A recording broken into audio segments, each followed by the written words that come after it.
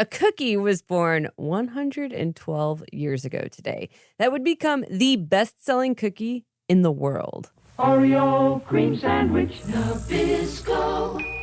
Oreo's contributions to the world are huge. They're now sold in more than 100 countries. Of course, you've got, the classic, and then there's double stuffed versions. But then there's also these kind of wild styles like wasabi flavored or peanut butter and jelly, Swedish fish, green tea. But what a lot of people might not know is that 4 years before Oreos came on the scene, it was actually a Kansas City company that first thought to pair 2 chocolate wafers with vanilla cream. Yeah, did you know that Hydrox is the original cream-filled chocolate cookie? Hydrox cookies, a creation of prolific Kansas City philanthropist Jacob Loose, were incredibly popular in the early 1900s. So why is it that more than a century later, one cookie is America's favorite, while the other is mostly pulled out as a clue for crosswords and trivia contests, but otherwise unknown? Not only was Oreo this copycat of Hydrox, it was also built on the back of the company that Jacob had founded himself. I'm Suzanne Hogan. This is A People's History of Kansas City, and on this episode, the Sandwich Cookie Wars.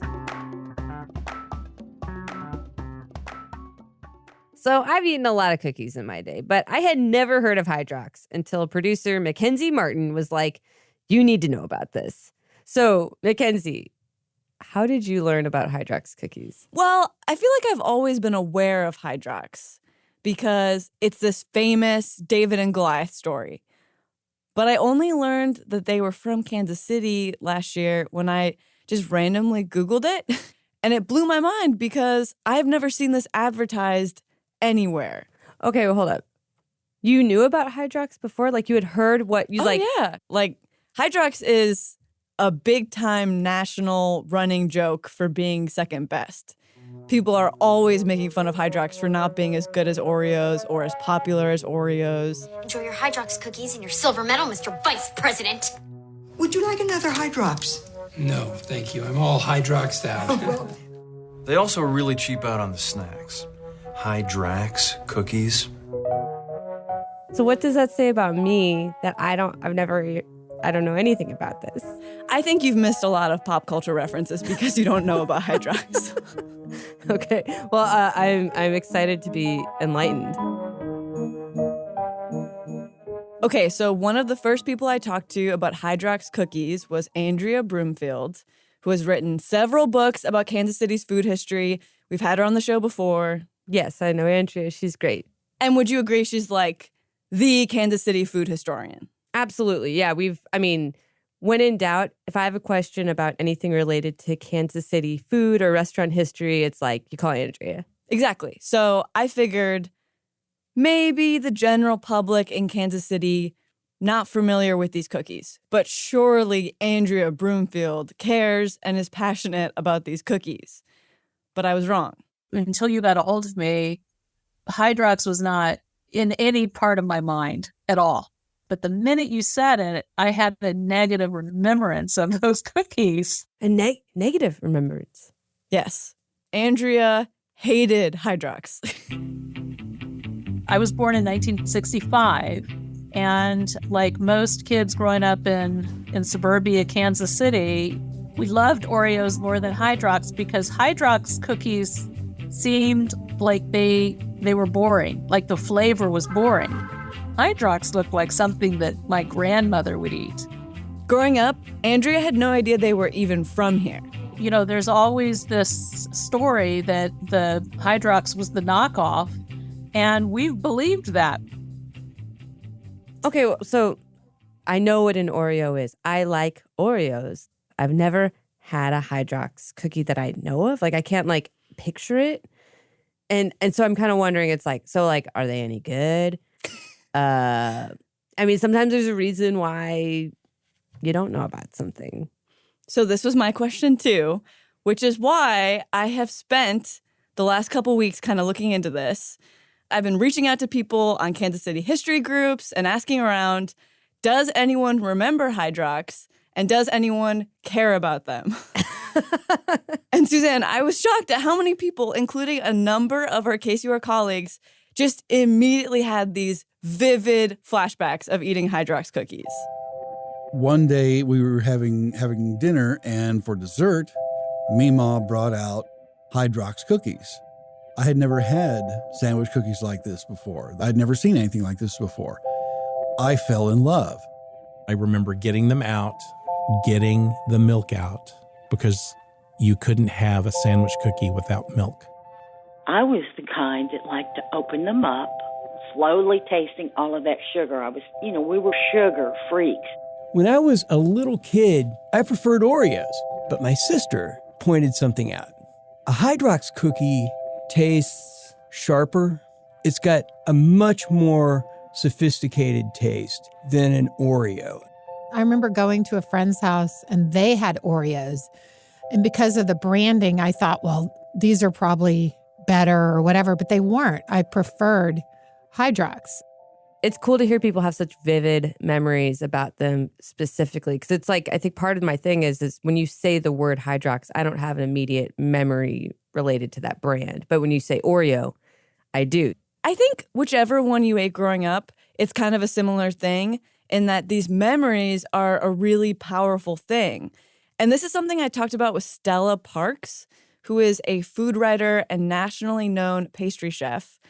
Obviously, pastry chefs, you wouldn't think they would be into Oreos. And when Stella was just starting her career, she wasn't.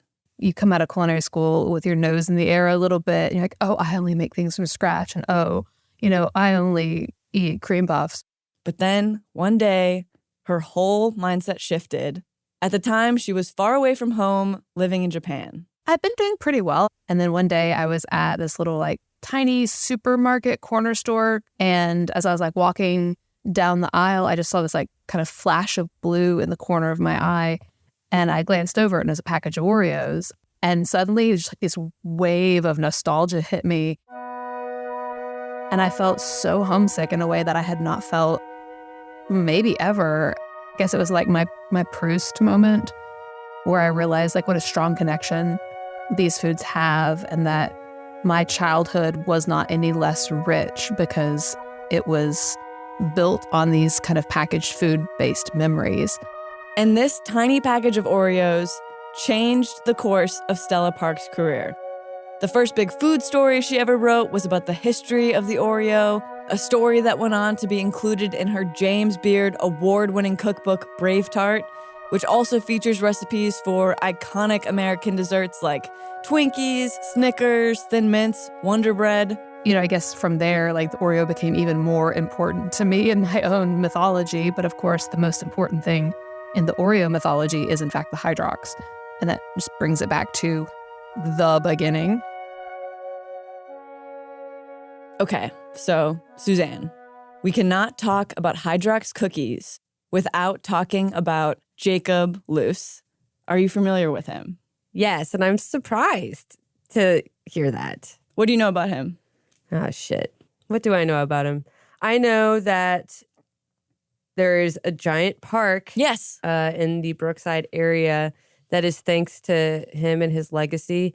I cannot remember how he made his wealth. So Loose Park was donated to the city in his honor after he died, among other things, because Loose was a very important Kansas City philanthropist. But our story starts in 1870. Jacob Loose is 20 years old. Born in Greencastle, Pennsylvania, he moved to southeastern Kansas to get into the dry goods business. Then, in his 30s, he makes likely the smartest decision of his young life. He and his brother, Joseph Loose, take over the Coral Cracker and Confectionery Company in Kansas City, Missouri.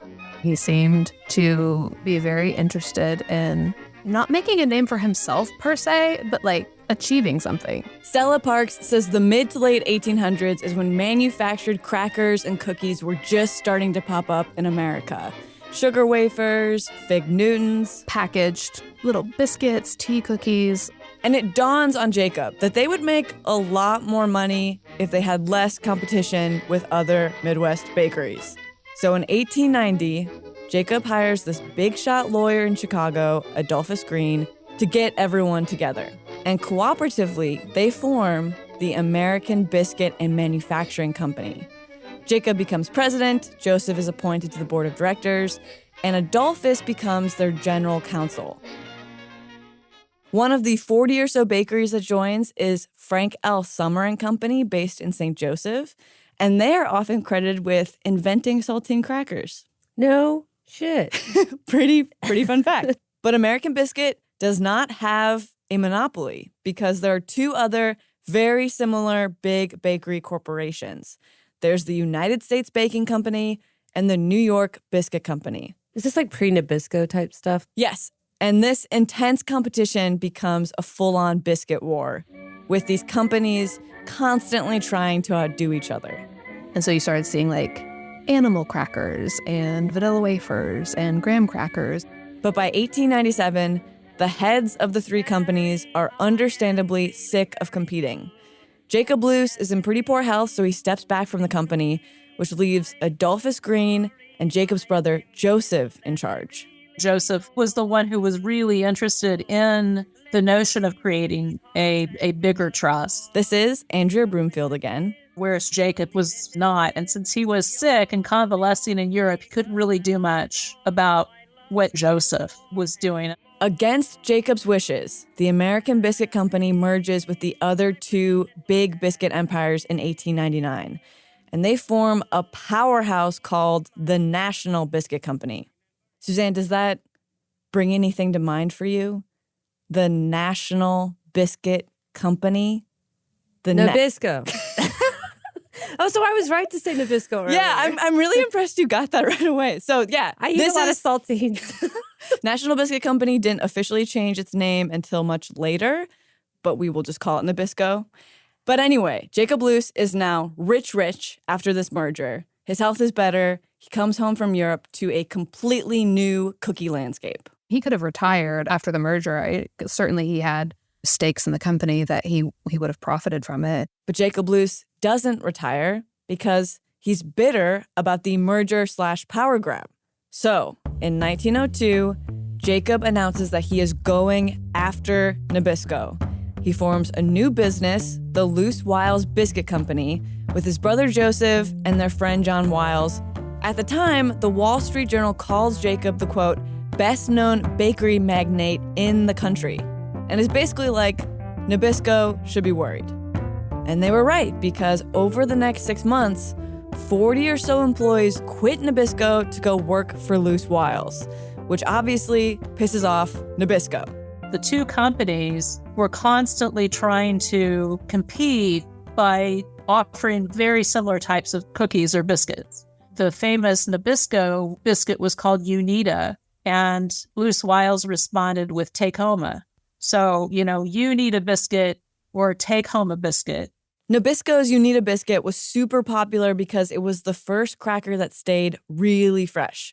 Like, it used to be that crackers were sold in barrels, which got disgusting towards the bottom, the bottom of the barrel.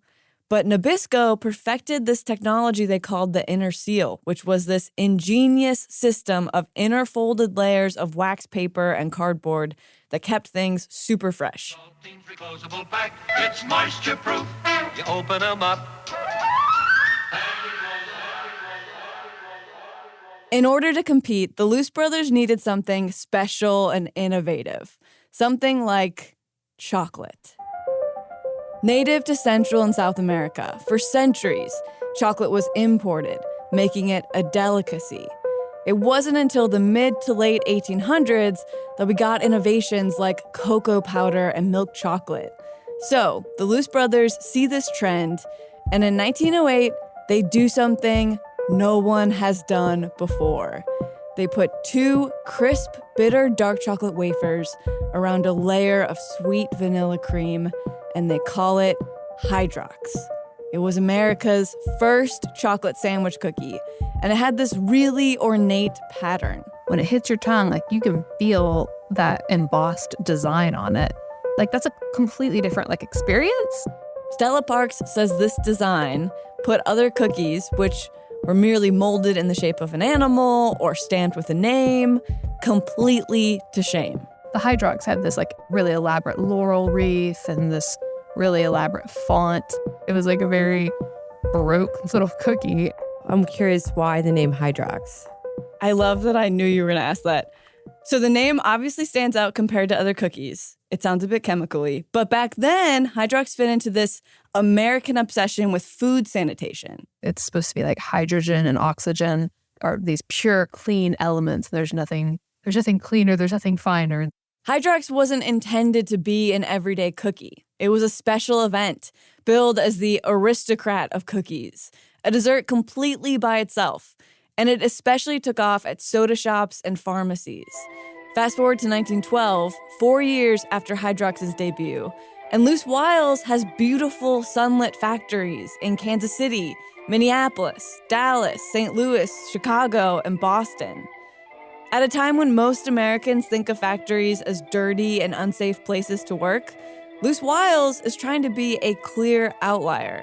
I really have a lot of admiration for Jacob Loose, that he wanted to bring all this light into the work floor, both for promoting sanitation and health, but also for the well-being of his employees. 1912 is also the year Loose-Wiles debuts its brand new 1,000-window bakery in Long Island, New York, which takes the title of the world's largest bakery, a distinction it holds for more than 40 years. Nabisco responds to this by building its own enormous bakery on 11th Avenue in Manhattan. Meanwhile, the hype around Loose-Wiles gets a New York Globe journalist suspicious, so he makes a surprise visit to the factory, and he finds that not only is Loose-Wiles using more premium butter and making their own vanilla, but they have women's restrooms furnished with beautiful rugs and lounge chairs, a laundry room, and trained nurses on site. Delightful. So the journalist comes to the conclusion, and I'm just going to quote here, that it is impossible to go through that wonderfully tiled, perfectly ventilated, sunlit institution with every modern sanitary device installed without paying tribute to the genius which has devised it. So once again, Jacob Loose is the owner of one of America's largest corporate bakeries, second only to his ultimate rival, Nabisco. Who owns Nabisco? Who's like the guy? Who's the Loose of Nabisco? Well, it's funny you should ask because do you remember the lawyer that helped him? Adolphus Green eventually becomes the head of Nabisco. Okay, I kind of had a feeling something like that was in the works. So that year, Loose-Wiles made a mere $12 million in sales compared to Nabisco's $45 million. But they were still seen as a real competitor. There's a publication called the United States Investor, and they had this one article, the headline was, "Exchange National for Loose-Wiles?" So they're literally saying, like, abandon your stocks at Nabisco. Loose-Wiles is really pulling ahead here. Then, on the 10th anniversary of the Loose-Wiles Biscuit Company, Adolphus Green and Nabisco unveiled their own sandwich cookie, the Oreo Biscuit. It has a very similar ornate design and a chocolate cracker with vanilla. You are correct. It was advertised as two beautifully embossed chocolate-flavored wafers with a rich cream filling. Not only was Oreo this copycat of Hydrox, it was also built on the back of the company that Jacob had founded himself. And it is worth noting that Hydrox and Oreo were just one of the categories these two biscuit companies were competing in. Loose-Wiles starts to brand itself as Sunshine Biscuits. Have you ever heard of that? Yes. They also made lemon coolers, which were these citrusy powdered sugar cookies. Yes, I love lemon coolers. Wait, you've heard of them? Yes. You can make the sunshine in the middle of the night. Bake cheese at high-ho to make the party right. The Baker Man can. The Sunshine Baker Man can. The Baker Man. That's from Willy Wonka. Yeah, it does kind of feel Willy Wonka-esque at times, though, because they also produce candy. So they're making like cinnamon drops and licorice lozenges. And at one point, Loose-Wiles had the largest single candy factory in the U.S. Wow. Yeah. Reporters attributed the success of Sunshine Biscuits to Jacob Loose and the way he encouraged and inspired his workers. Like he was always seeking advice from younger employees. But in 1923, Jacob dies, a year after his brother Joseph, and leadership of the company is taken over by other employees, like his co-founder, John Wiles. Both men, exceptionally driven in the business world, but they approached things a bit differently. My great-grandfather, John H. Wiles, wasn't good with the employees. He was mean. So that's Wendy Case, who says she's John Wiles' great-granddaughter. And according to her, he was incredibly anti-union, which is relevant. I was going to ask this because when you were painting the picture of Loose and da-da-da, I was like, all right, but how is he with unions? So I read a lot of old newspaper articles about Loose-Wiles, and I found some union activity around 1917, but it didn't really take off until after Jacob Loose's death. So he dies in 1923, and then from the 1920s through the 40s are several high-profile labor strikes. And this, among other things, contributes to less company revenue. So you can probably tell this is kind of how the company is slowing down. And then the next thing that happens is in the mid-50s, Nabisco takes a real swipe at Hydrox by increasing the price of Oreos. Hydrox, which is suddenly much cheaper, starts being seen as Oreo's budget-friendly, off-brand alternative. And it didn't help, says Stella, that Loose-Wiles was hell-bent on exposing Oreo as an imposter.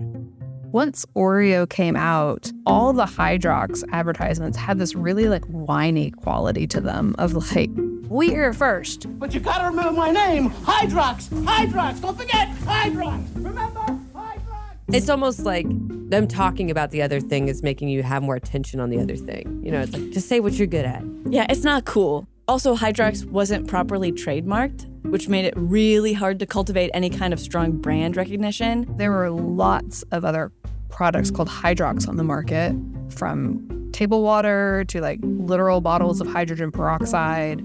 1966 is the beginning of the end. That's when Sunshine Biscuits is acquired by its first company in a long string of new owners, all of which tweak the marketing, the formula, or rebrand Hydrox completely. But despite being beloved by many, Hydrox never lives up to sales expectations. So in 2003, Kellogg's more or less pulls the plug on the cookie. And Hydrox probably would have stayed gone if it hadn't been for a man who is good at resurrecting things from the grave. I knew immediately that if I could get it back to the original design, I would have a home run.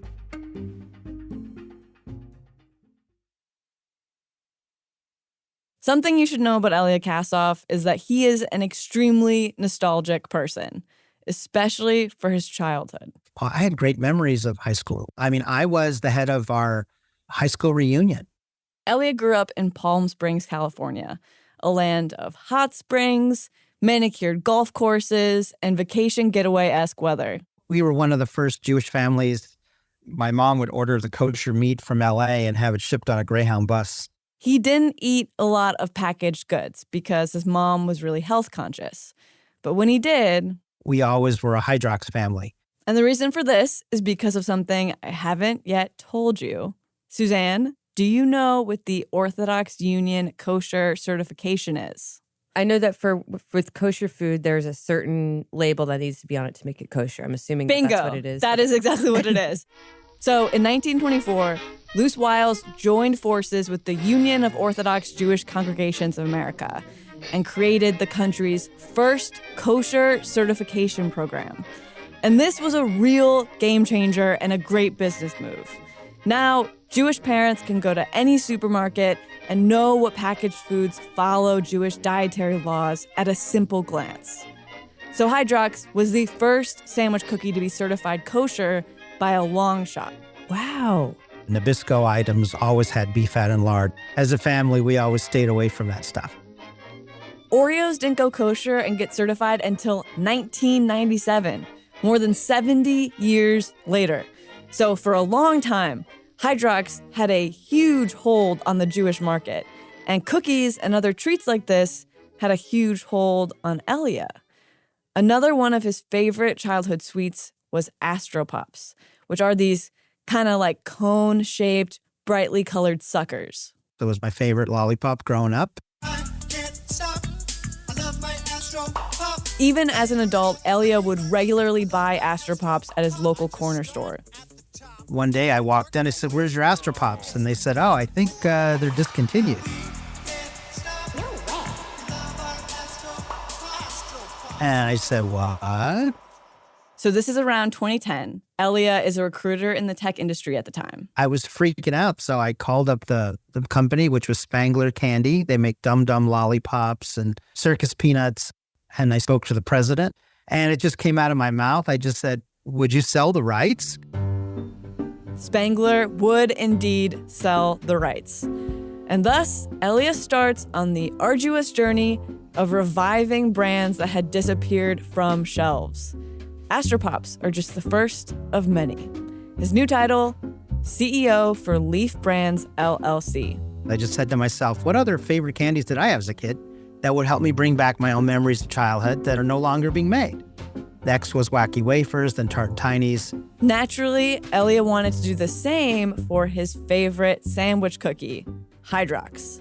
At the time, its trademark was owned by Kellogg's. So in order to snag the trademark for himself, Elia had to legally prove that Kellogg's had no intentions to produce more Hydrox. So how would you even do that? So he sort of poses as a customer, and he emails Kellogg's and is like, "Hey, like, I really love Hydrox. Like, are you making any more of them?" And they send him this legal letter that's like, "We have discontinued Hydrox. We don't plan to make any more of them." And he uses that to get the trademark. Sneaky. Very sneaky. So once he gets the trademark, though, he's still at square one because it's not like Kellogg's gave him the secret formula. So Elia gets an old, vintage, 1998, unopened box of Hydrox cookies. Wait, Craigslist. from where? Craigslist! I love that it's Craigslist. Yeah. That's like even kind of dated. And so then he recruits a food scientist and basically just goes to work trying to recreate the sandwich cookie of his boyhood dreams. And the key to his success is that Elia recruits a ton of Hydrox superfans to taste test the prototypes. And to get them excited. Oh yeah, it definitely gets them excited. It's like it starts to take a village. So he starts kind of like mailing out these samples and asking for people's reactions like, is this the same kind of chocolate flavor? Like, how does the texture of the cream compare to what you remember? And there was one of the samples, and I don't remember which one, was pretty much almost unanimous. Finally, in 2015, Elia relaunches Hydrox to much national fanfare. They're back. Remember Hydrox cookies? Some 4,000 supermarkets start carrying them. Hydrox cookies are back. Pretty exciting for the few who remember them. Kathy Greider in Kansas City told me she totally freaked out when she found out. When I first came back, I ordered like 5 packages so I could give everyone in my family a package. A Hydrox comeback. Look, everyone hates change. If I can slow that down in certain aspects of people's lives, then I've done my job. So how's that working out for them? Like, since they've brought the cookie back, was it worth it?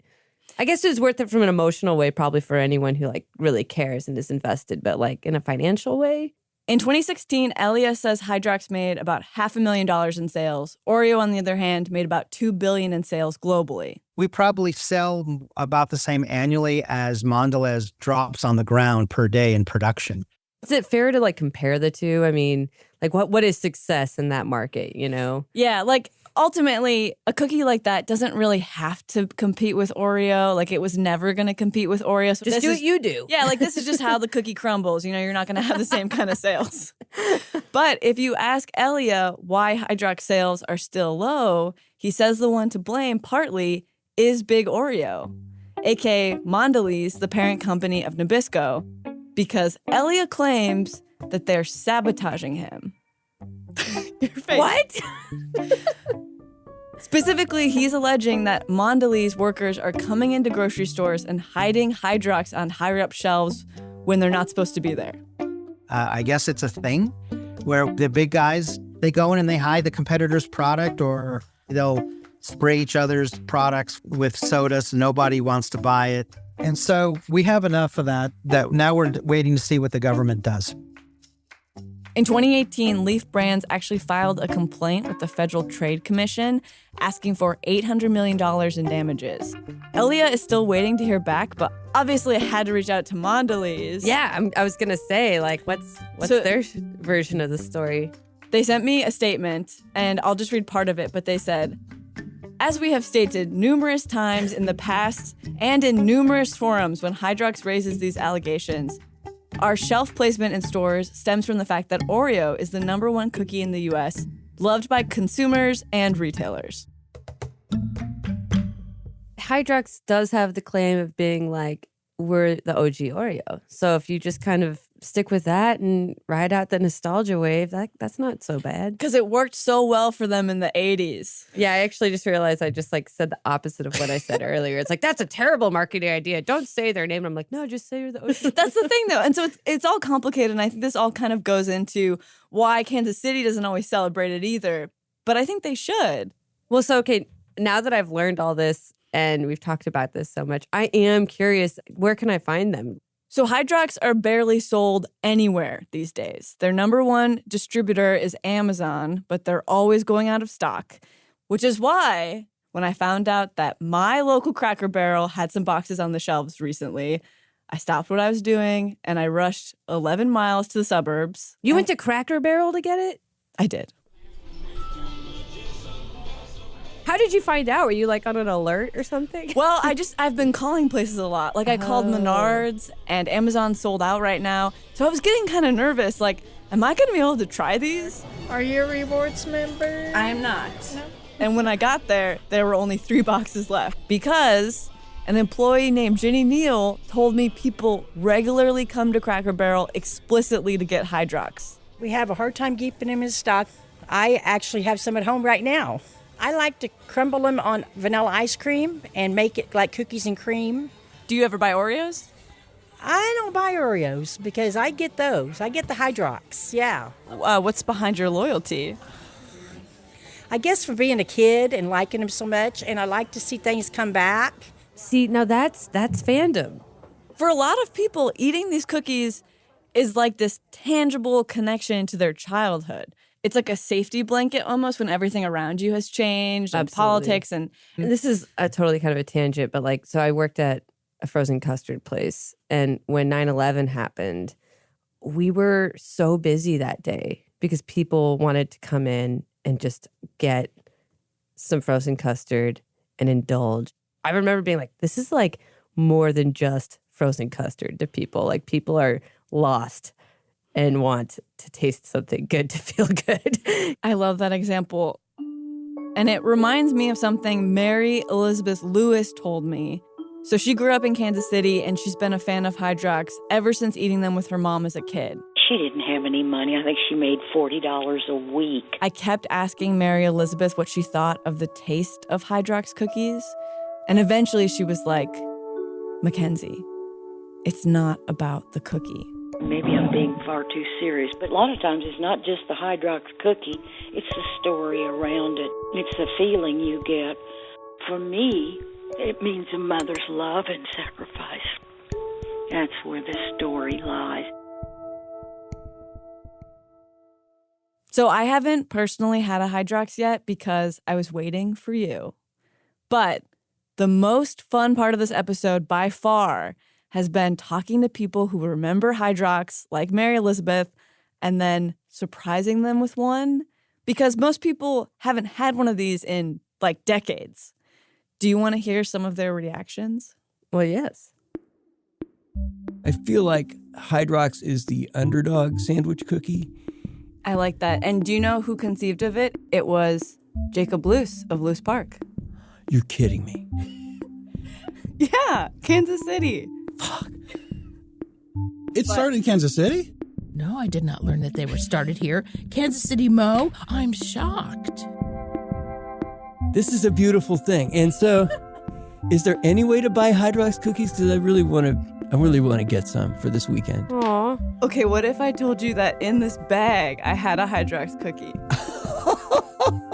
Are you kidding me? Are they legit? Oh my God. That's what I remember. This is such an exciting moment. So good. I think they are less sweet, but maybe it's because they're not exploding with the cream stuff. Because they've gotten out of hand. The mega, triple stuff, that's a mess. Mm-mm. You don't have to finish it. They don't like it? So, to me, they taste stale. Now, maybe they are stale. Have they expired? Let's see. No, these are brand But- new. Now I remember Hydrox being a little bit stale and brittle like this. Yeah, that's where you get into your Hydrox.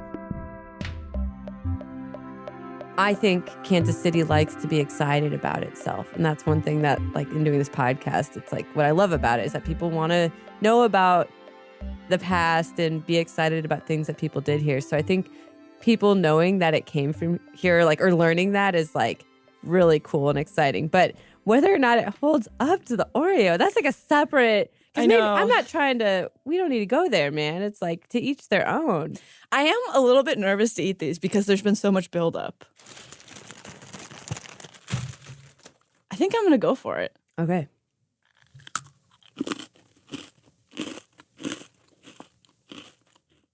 I like it. The cream tastes totally different to me. It's really the good. texture is very creamy. The cracker is a little more still, but I kind of like that because I sometimes think Oreos can be like Mushy? mushy. Yeah. I like this way more than I thought I would. I think it's really good. I like this cookie. Story worked for you? Love it. A People's History of Kansas City is a production from KCUR Studios. It's hosted by me, Suzanne Hogan. Our senior producer is Mackenzie Martin, who reported, produced, and mixed this episode, with editing by Gabe Rosenberg. Special thanks to Missouri Valley Special Collections and KCUR interns David McKeel, Anna Schmidt, and Isabella Liu, in addition to the many people who talked to Mackenzie about their love of Hydrox cookies, including David Folk, Michael Byers, Martha Atlas, Allison Lawson, Sarah Reinhart, and KCUR's very own Frank Morris, who had honestly way too much to say for us to fit into this episode. Oreo seems like kind of a race to the bottom. It's like, oh, we'll make a Hydrox, except really sweet all the way around, and the cookie part doesn't really matter. You just want the creamy inside part. You heard archival audio this episode from Nabisco, Sunshine Biscuits, and Spangler Candy, in addition to NBC, ABC, AMC, NPR, and KCAL. Music this episode from Poddington Bear, Booker T and the MGs, Vincent Lopez and his orchestra, Billy Murray, Ben Selvins Novelty Orchestra, the Waldorf Astoria Dance Orchestra, and Blue Dot Sessions.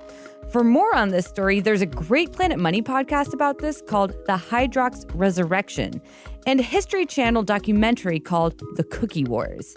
Mackenzie also highly recommends Stella Park's cookbook, Brave Tart, which features an incredible recipe for making homemade Oreos that many home cooks swear by. All right, that's it. Let us know what you thought of this episode by emailing us at peopleshistorykc@kcur.org. We'll be back in April with a really fun story about a Missouri family who is saving my favorite way to consume music, the cassette tape. Until then, I'm Suzanne Hogan. Take care, and thanks for listening.